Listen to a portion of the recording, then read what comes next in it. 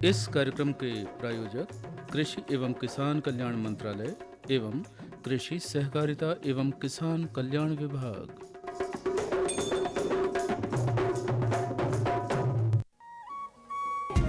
प्रधानमंत्री फसल बीमा योजना। फसल बीमा आज ही बीमा करवाइए, आज ही बीमा करवाइए, अपने सपनों को महकाइए। प्रधानमंत्री फसल बीमा योजना। मौसम चाहे रंग बदल दे, हिम्मत उसकी कभी न ढलने दे। बदलते मौसम की चिंता छोड़िए, खेतों में खुशियों की फसलें लहराइए। बाढ़ हो, सूखा हो या ओलावृष्टि, फसल की सुरक्षा के लिए है प्रधानमंत्री फसल बीमा योजना। आज ही जानकारी लें, समय पर अपनी फसल का बीमा कराएं। प्रधानमंत्री फसल बीमा योजना। प्रधानमंत्री फसल बीमा योजना। बड़ी लगन से, पूरी मेहनत से हम खेती करते हैं, खून पसीना बहाकर अपनी फसलों को उगाते हैं। फिर भी जाने क्यों कीट पतंगे हमारी फसलों को नुकसान पहुंचाते हैं। तो फिर देर किस बात की, आइए चलते हैं विशेषज्ञ के पास, अपनी समस्या का समाधान ढूंढते हैं। तो आइए श्रोताओं, स्वागत करते हैं आप सभी का आज के सजीव फोन इन कार्यक्रम हेलो किसान वाणी में, और आप सभी को शिवानी श्रीवास्तव की राम राम। आज के सजीव फोन इन कार्यक्रम का विषय हम आपको बता दें तो किसान भाइयों बहनों, आज के हेलो किसान वाणी में हमारा आज का विषय है खरीफ फसलों में उर्वरक एवं कीट प्रबंधन। किसान भाइयों बहनों, खरीफ की फसल खेतों में खड़ी है। इस विषय से जुड़कर आपकी किसी भी समस्या का हल जानने के लिए आप हमें सीधे अभी कॉल कर सकते हैं। कॉल करने के लिए आप हमारे आकाशवाणी केंद्र का नंबर तुरंत लिख लें। नंबर है 8989116346। नंबर एक बार फिर सुनिए, 8989116346। या फिर आप हमें आगामी कार्यक्रम से एक दिन पहले हमारे स्टूडियो के व्हाट्सएप नंबर 8602262263 पर अपना प्रश्न भेज सकते हैं। श्रोता, हम आपको बता दें, आज हमारे सजीव फोन इन कार्यक्रम में आपकी समस्याओं का समाधान बताने के लिए, विषय से जुड़कर आपको सुझाव देने के लिए इस स्टूडियो में हमारे साथ उपस्थित हैं विषय विशेषज्ञ, वरिष्ठ तकनीकी अधिकारी, कृषि विज्ञान केंद्र चंदनगांव छिंदवाड़ा से डॉक्टर सुंदरलाल अलावा। डॉक्टर साहब, बहुत बहुत स्वागत है आपका आज के हमारे सजीव फोन इन कार्यक्रम हेलो किसान वाणी में। हमारे आकाशवाणी केंद्र और सभी किसान भाइयों की तरफ से स्वागत है आपका। राम राम। राम राम। डॉक्टर साहब, आपका बहुत बहुत धन्यवाद कि आपने आज के कार्यक्रम के लिए एक समसामयिक विषय चुना, क्योंकि अभी हमारे किसान भाइयों बहनों के खेतों में हम देख रहे हैं फसलें लहलहा रही है, लेकिन कहीं कहीं बादलों के कारण पत्तियों में कीट भी नजर आ रहे हैं जी। और इस समय उर्वरक प्रबंधन की क्या व्यवस्था करना है जिससे उनकी फसल रोग मुक्त होकर हमारे किसान भाइयों को भरपूर उत्पादन लाभ प्रदान करें और उनकी मेहनत का उन्हें भरपूर फल प्राप्त हो। निश्चित तौर पर आपके द्वारा दी गई महत्वपूर्ण जानकारियां और सुझाव उनके लिए काफ़ी फायदेमंद रहेंगी। जी मैम।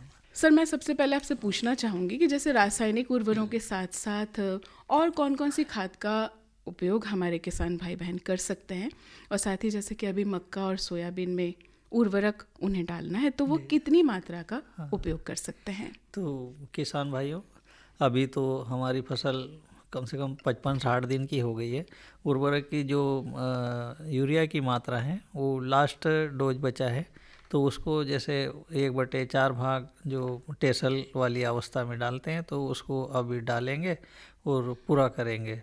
और दूसरा, जैसे बताया कि कीट पतंगे बहुत लगते हैं, तो उसको भी, इस बात को भी मद्देनज़र रखें और उसका भी नियंत्रण के उपाय आप बराबर करते रहें। जैसे मक्का की फसल में अगर देखते फाल आर्मी वार्म का बहुत ज़्यादा प्रकोप होता है और ये कीट के लिए थोड़ी मतलब अच्छी दवाई का उपयोग करना पड़ता है। तो इसमें जैसा इमामेक्टिन बेंजोइड जैसी दवाई का इस्तेमाल करके इसका नियंत्रण करें, नहीं तो बहुत नुकसान हो जाता है।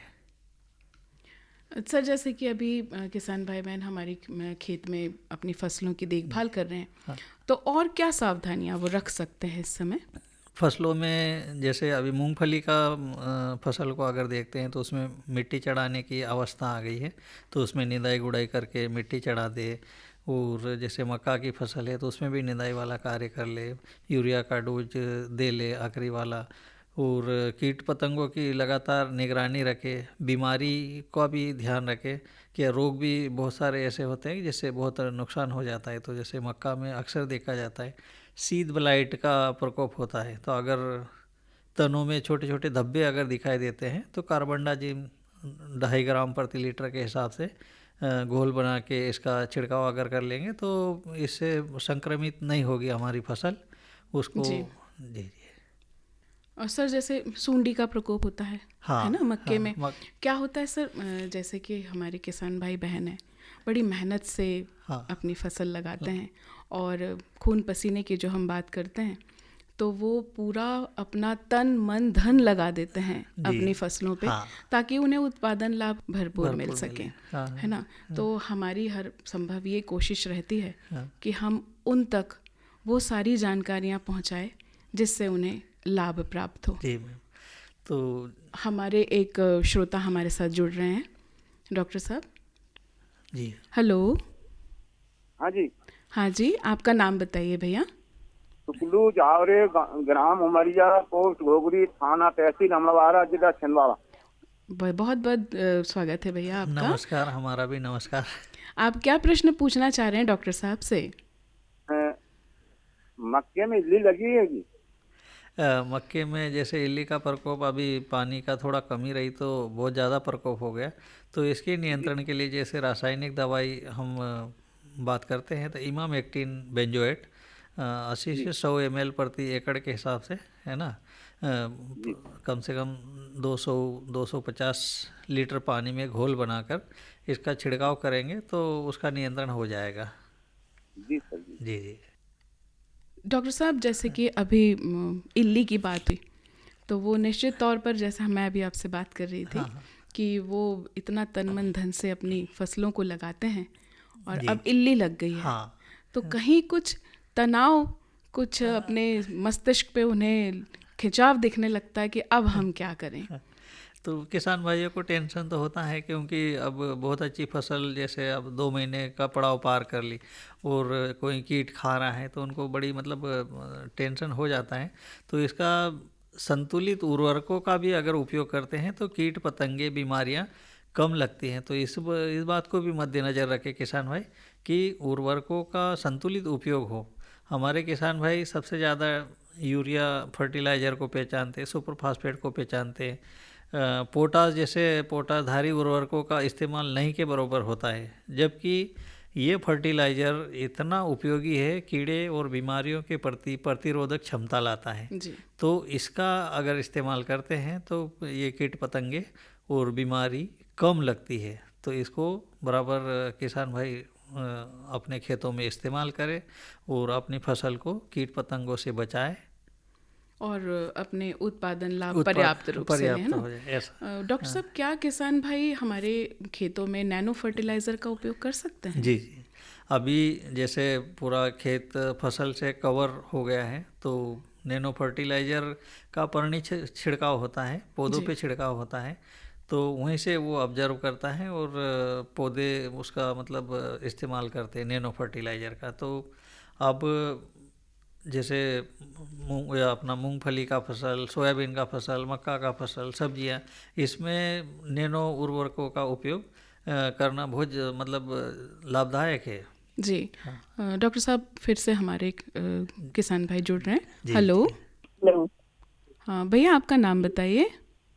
हाँ, मैं भुजबल सिंह गहलोत जी, जिला देवली मध्य प्रदेश के एक किसान हैं जी। और हमारे आदरणीय सुंदरलाल अलावा जी से मेरा एक आग्रह था कि खरीफ फसलों की जब हम बात कर रहे हैं तो उर्वरक में थोड़ा सा प्रकाश डालिएगा कि सोयाबीन लगाया है हम लोगों ने फसल विविधीकरण, मैडम जी। जी जी। तो उसमें एक बार तो हमने उसका बेसिल डोज दे दिया है, क्या दोबारा फिर जरूरत पड़ेगी?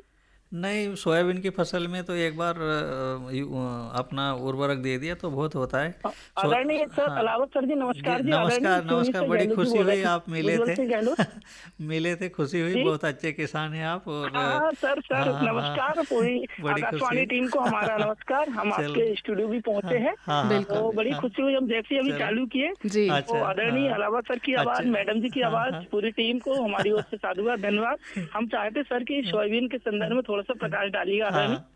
सोयाबीन का फसल ऐसा है कि उनके जो जड़ों में ग्रंथियां होती है ना, नोड्यूल्स होता है, उसमें जी जी राइजोबियम बैक्टीरिया इतना विद्यमान होता है कि आप जी देखेंगे कि इतना मतलब जो हमारे वातावरण में 78% तक नाइट्रोजन होता है, उसको फिक्सेशन करने का काम करता है। तो आपने देखा होगा दलहनी फसलों में हमको नत्रजनधारी उर्वरकों की कम मतलब ज़रूरत पड़ती है। तो फसल हाँ चक्र सर जब जी भी अपनाएं तो आप सोयाबीन जी का जी फसल, अरहर का फसल, मूंगफली का फसल, ऐसा अनाज वाली जी फसलों के बाद में लगाना चाहिए। तो ऐसा जो जी जी फसल चक्र होता है वो भी उर्वरक प्रबंधन का काम करता है, कीट प्रबंधन का काम करता है, रोग प्रबंधन का काम करता है। तो ये मतलब सोयाबीन की फसल एक ऐसी फसल है जो मतलब एक तिलहन है और हमारी मिट्टी को भी उपजाऊ बनाती है ना। तो उसको थोड़ा जी जी ध्यान रखना चाहिए। अब सोयाबीन की जैसे बात निकाली तो इसमें क्या है, कीटों का प्रकोप गड़ल बीटल ज़्यादा होता है, सुंडी जो पत्तियों को खाने वाली होती है, दूसरा जी बीमारी आ रही है कहीं कहीं देखने को मिल रहा है जिसको येलो मोजेक कहते हैं, है ना। तो जी। इन जी पे थोड़ा ध्यान रखेंगे कि कहीं कीट तो जी नहीं जी लगा है, बीमारी तो नहीं लगी है।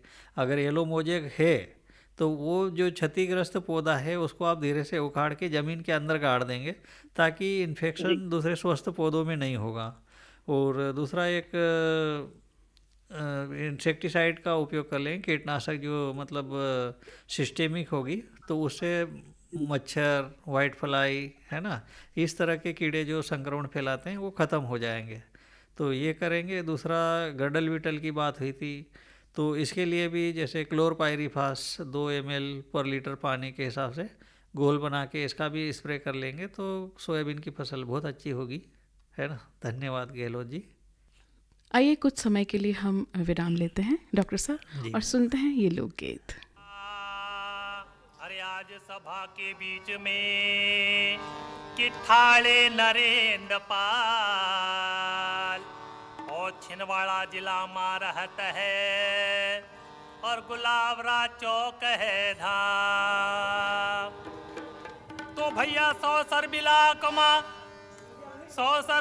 माँ कनान बहे और बहे है जाम और चौरई बिलाक माँ पेच बहे छिंदवाड़ा में काली रात है धाम। तो भैया सावन लगा ले यार अक्षर को सावन लगा, सावन लगा ले यार अक्षर को सावन लगा, सावन लगा ले यार भैया सावन लगा ले यार अक्षर को सावन लगा, सावन लगा ले यार अक्षर को सावन लगा ले यार अक्षर को सावन लगा।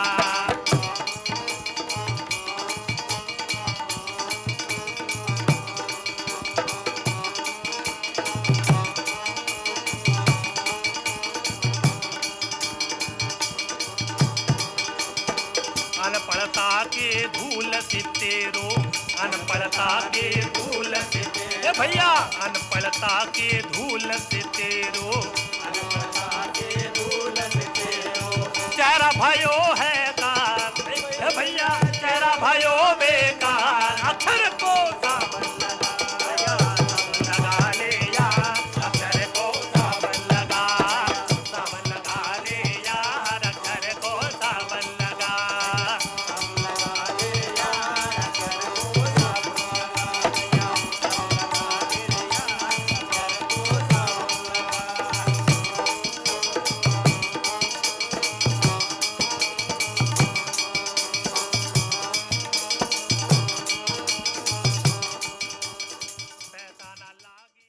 उम्मीद है हमारे किसान भाइयों को ये सावन गीत ज़रूर पसंद आया होगा। है ना डॉक्टर साहब? जी ना, बहुत शानदार गाना जी था, जी वो जी। भजन। और हमारे छिंदवाड़ा के सौंसर और बहुत सारी जगहों के नाम लिए गए हैं, साथ में काली रात भरता उसका भी बोला गया है। तो सभी ने बहुत आनंद लिया होगा इस लोकगीत का। डॉक्टर साहब, जैसे कि अभी सब्जियां भी लगा रखे हैं हमारे किसान भाइयों बहनों ने, तो सब्जियों में कुछ बीमारियां लग रही है क्योंकि बादल हो रहे हैं, जी, तो जी। उसके लिए हमारे किसान भाई क्या उपाय करें? जैसा सब्जी की फसल देखने में आता है, पानी से जो है ज़्यादा भारी वर्षा होती है उसमें ज़्यादा खराब होती है। जी। तो किसान भाई एक फंजीसाइड का डोज इस्तेमाल करें, फंजीसाइड का स्प्रे कर ले। और एक स्यूडोमोनास है, अगर बैक्टीरियल ब्लाइट हो रही है तो उसमें स्यूडोमोनास का स्प्रे करने से वो भी नियंत्रण होता है। तीसरा, नेमाटोड का बहुत प्रकोप होता है, तो नेमाटोड। डॉक्टर साहब, हमारे किसान जी, भाई जी, जुड़ रहे जी, हैं, जी, जी। हम इस पे हाँ, फिर बात करेंगे। जी जी, हाँ। जी, हाँ। हेलो जी, आपका नाम बताइए भैया। मैम, मैं देवी शंकर गुप्ता, न्यूटन चिकली नंबर 11 से। आप हमारे नियमित श्रोता हैं। जी मैम। जी, पूछिए अब भैया, क्या पूछना चाह रहे हैं आप सर से?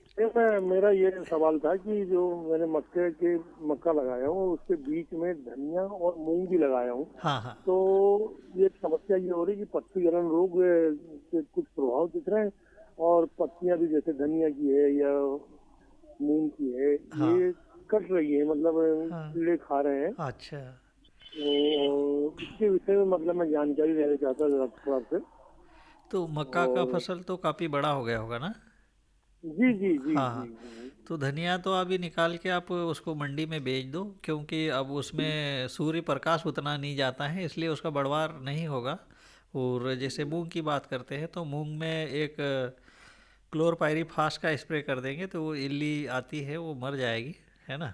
तो इस तरह से आप उसका नियंत्रण करें। बहुत अच्छा आपने डिजाइन किया खेत को कि जी सर, हाँ, मैं मेरी ओर से पूरे आकाशवाणी परिवार को स्वतंत्रता दिवस की बहुत बहुत बधाई है। चलो, हमारी भैया तरफ से आपको भी भी बहुत बहुत बधाई। अग्रिम बधाई आप लोगों को, है ना। हाँ। जैसे कि डॉक्टर साहब, हम अभी देख रहे हैं, बाजार गए थे तो हम बहुत धनिया लेके बैठे हुए हैं। हाँ, हाँ। हमारे किसान भाई जिन्होंने भी खेत में लगाया होगा, बहुत बहुत सारा धनिया लेके बैठे हैं। हाँ। और हम देख रहे हैं अभी कि जैसे बारिश एकदम से बहुत तेज नहीं हो रही है, हाँ, धीरे धीरे हो रही है। हाँ। तो उसके कारण धनिया अभी अच्छी तरीके से विकसित भी हो गया है और खूब अच्छा आ रहा है कम बाजार पानी में। बहुत अच्छा होता है वो। जी। हाँ, तो आपने जैसे कि अभी सलाह दी है हमारे नियमित श्रोता हाँ। उनको, तो वो निश्चित तौर पर यदि अभी ले जा लेंगे हाँ, तो अच्छा उनको दाम मिल जाएगा, है ना। और जैसे कि हम अभी बात कर रहे थे कि सब्जियों के बारे में, तो आप कुछ बता रहे थे। जैसे नेमाटोड की बहुत समस्या आती है जी। तो अगर नेमाटोड की बहुत समस्या है तो उसमें थोड़ा जैसे गहरी जुताई की बात होती है, तो वो गर्मी के दिनों में करते हैं। अप्रैल मई के महीने में अगर गहरी जुताई करते हैं तो हमारे मतलब जो कीटाणु है, रोगजनक है, ये ख़त्म हो जाते हैं। तो वो सबसे सही तरीका है, नेमाटोड को ख़त्म करना है, बीमारियों को ख़त्म करना है। दूसरा, फसल चक्र अपनाना चाहिए। अगर टमाटर का फसल लगाए तो उसमें एक साल टमाटर का फसल या सब्जी नहीं लगाए, जिससे कि उनका संक्रमण कम हो जाए।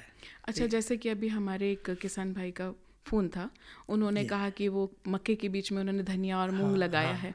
तो ऐसा भी हमारे किसान भाई ले सकते हैं? नहीं, बहुत अच्छा है, बहुत अच्छा है। मक्का सबसे ज़्यादा मतलब नत्रजन उर्वरक का कंजम्पशन होता है जी। और मूंग का फसल ऐसा है कि नत्रजन मिट्टी में फिक्सेशन का काम करता है। हाँ, तो वो बहुत अच्छा है। पहले पारंपरिक विधियों में किसान इसको बहुत करते थे।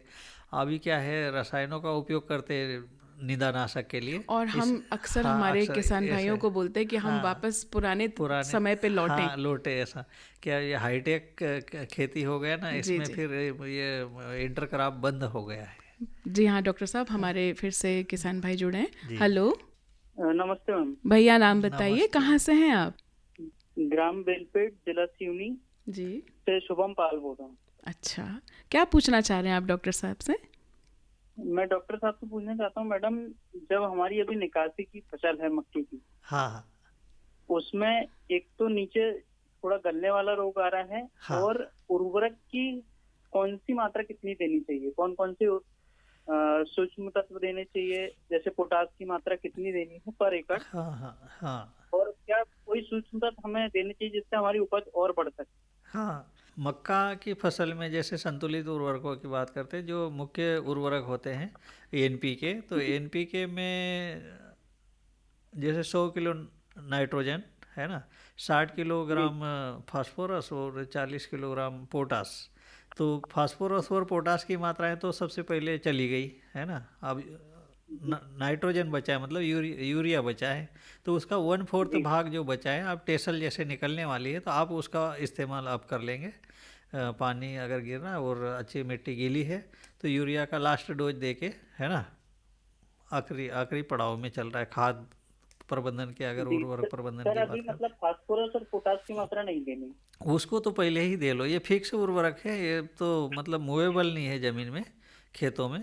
हाँ, तो इसको पहले ही मिक्स कर लेते, बुआई से पहले भी डाल लो तो बहुत अच्छी बात है। नहीं, इसके पहले वाली खाद में हमने दिया था। हाँ, अच्छा।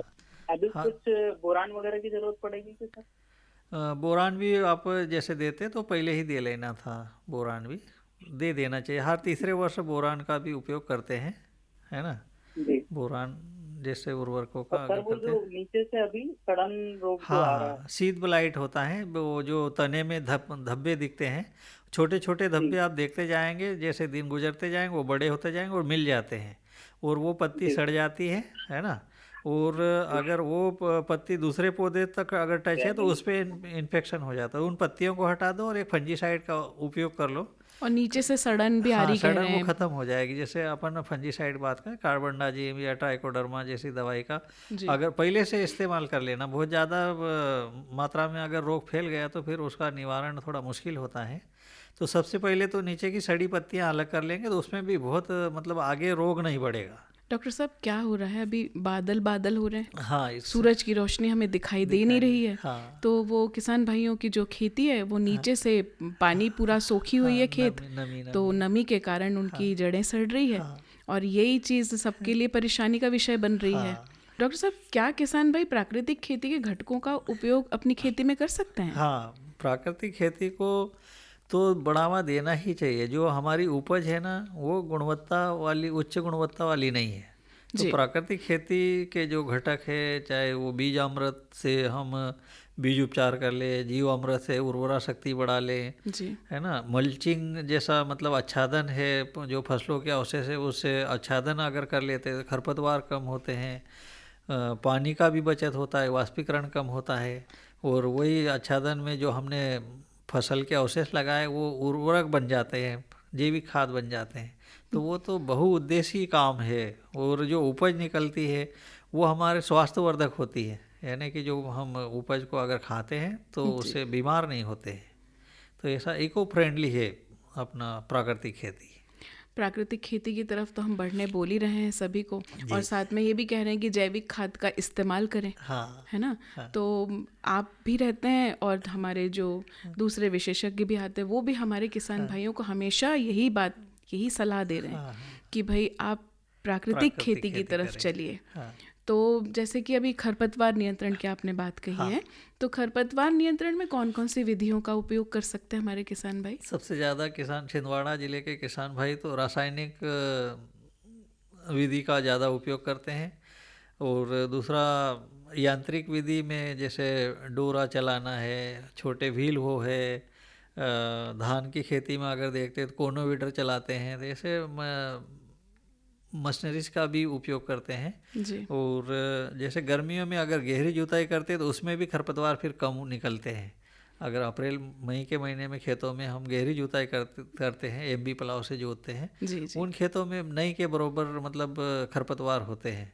तो इन विधियों का मतलब हम इस्तेमाल करते हैं तो निश्चित ही जो खरपतवार है वो कम हो जाते हैं। और अक्सर जब हम गर्मी के समय हमारे किसान भाई बहनों से बात करते हैं तो हम उन्हें हमेशा यही सलाह देते हैं कि ये जो समय है इस समय आप गहरी जुताई करिए। तो उससे क्या होता है कि जैसे साल भर जो कीड़े मकोड़े मिट्टी के अंदर दबे हुए हैं या फिर जो हमारी फसल रही है उनके जो बचे हुए अवशेष हैं तो वो सब चीज़ें निकल के बाहर आ जाती है। उस तेज धूप में सब खत्म हो जाते हैं। दूसरे पक्षी ऐसे होते हैं कि वो उसको चुन चुन के खा जाते हैं। कुछ अवस्थाएं ऐसी कीड़ों की होती ऐसा।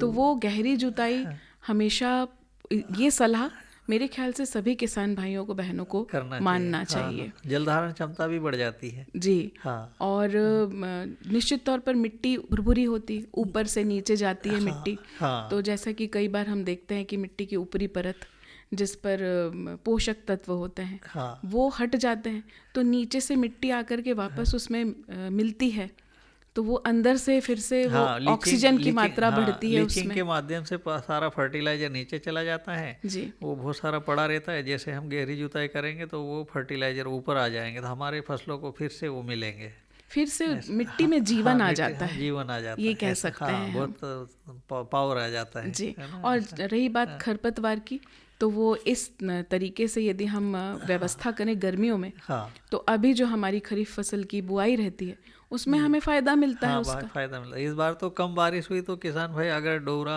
भी चलाते तो बहुत मतलब अच्छे से खरपतवार नियंत्रण कर सकते थे जी। ऐसा।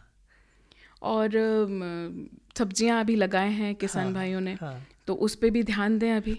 हाँ, सब्जियों में क्या जल निकास की अच्छी व्यवस्था होना चाहिए, नहीं तो जैसे धनिया की फसल या जैसे भी तो बहुत जल्दी पानी में खराब हो जाती, तो ड्रेनेज वाली व्यवस्था करें, जल निकास की व्यवस्था उचित पर्याप्त व्यवस्था रखें। करें। हाँ, जी हाँ। ऐसा। डॉक्टर साहब, आपके द्वारा दिए गए समाधान और सुझाव, साथ ही जानकारियाँ हमारे सभी किसान भाइयों बहनों के लिए काफ़ी लाभप्रद रहेंगी। आपकी कही गई महत्वपूर्ण बातों के साथ ही अब हमारा कार्यक्रम अंतिम पड़ाव पर है।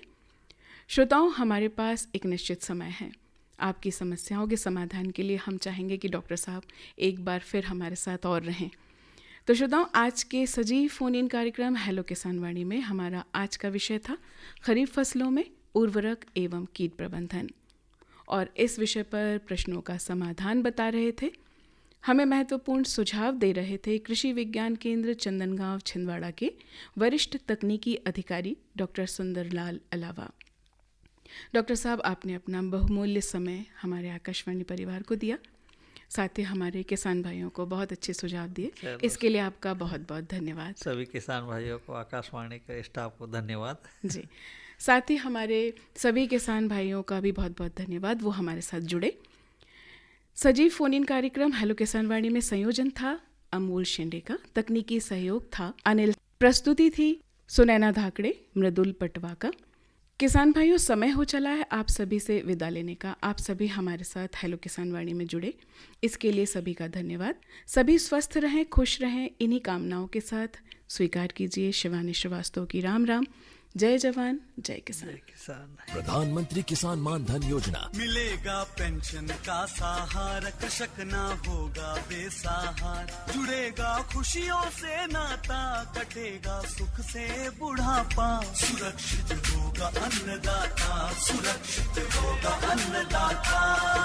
प्रधानमंत्री किसान मान धन योजना से लघु सीमांत किसानों का भविष्य होगा सुरक्षित और 60 वर्ष की आयु से 3,000 रूपए मासिक पेंशन होगी सुनिश्चित। 55 रूपए से 200 रूपए की मासिक किश्त देकर प्रवेश कर सकते हैं 18 से 40 वर्ष तक के किसान। इस अंशदायक योजना में सरकार देगी बराबर का योगदान। सभी किसान भाई बहन इस योजना के लाभ के लिए जन सेवा केंद्र में जाएं और अपना निशुल्क नामांकन कराएं। प्रधानमंत्री किसान मान धन योजना, अन्नदाता के परिश्रम को संबल, पेंशन से सुरक्षित उनका कर। कृषि एवं किसान कल्याण मंत्रालय, भारत सरकार द्वारा जनहित में जारी।